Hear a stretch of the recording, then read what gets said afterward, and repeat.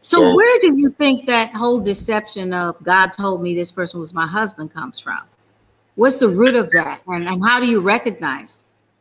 Well, the first is that they're trying to close the deal. I mean, I've been to conferences that were held by popular singles ministers. I mean, these guys are single, and so they're doing a conference. It may not be a singles conference, but they're doing a conference, and they happen to be single.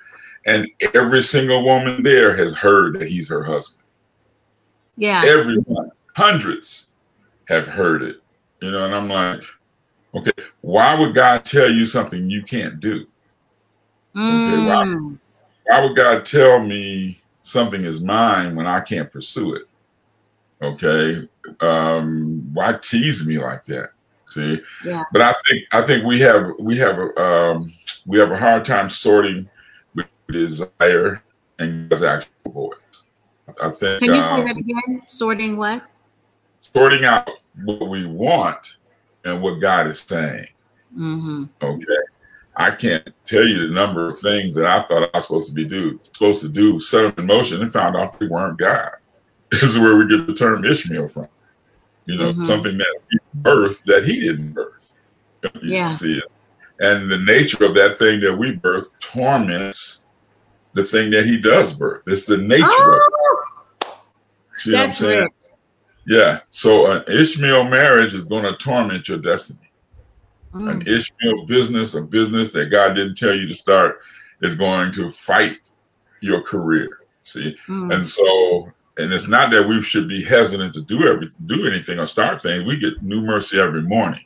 So I'm not talking about living scared. I'm just talking about living honest. The word of God is sharper than any two-edged sword, dividing soul and spirit, joints and marrow, and the thoughts and the intents of the heart. And so I take it to God and I say, okay, God, because I've been betrayed a few times, but it was always when part of me wasn't right. You know, that's how I got pulled into it. Yeah, okay? Yeah.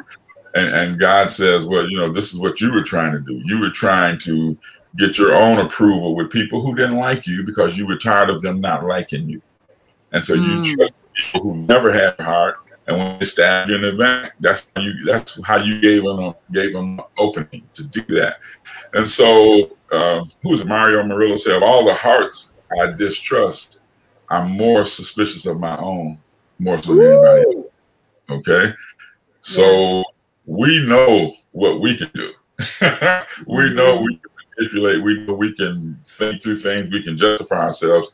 And so when it comes to things, I don't live in self-doubt. I don't want to give you that impression, but I do. I know that I can be off, man. I can be weird, and I think that's how some people get off with the prophetic. You know, that they want something so bad that they see it and they start just speaking it when it was just something they wanted. It was just something out of their desire. You know, and not that they're false prophets. They're just human. You know, we get off. You know.